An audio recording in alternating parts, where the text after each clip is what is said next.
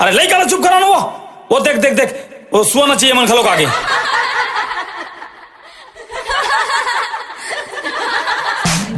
संग नाचे पर आयन वो सुवाना पर आयन वो तोरे घर के दुआरी संगवारी सुवाना पर आयन वो सुवाना पर आयन वो तोरे घर के दुआरी संगवारी। आहा कतीक सुघर का तो बेटी है वाह बढ़िया बढ़िया बढ़िया ले बेटी हो आओ गाओ आओ सुनाओ आओ नाचो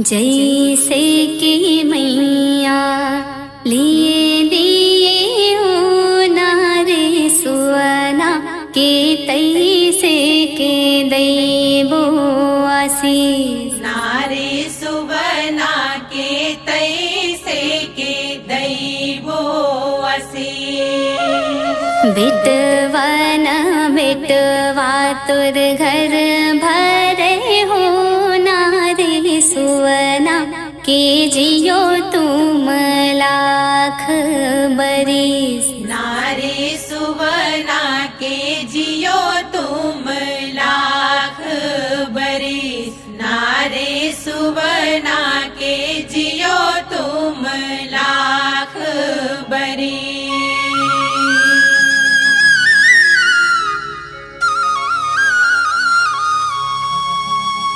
चंदनी गोंदा औ चिरैया फूल गे।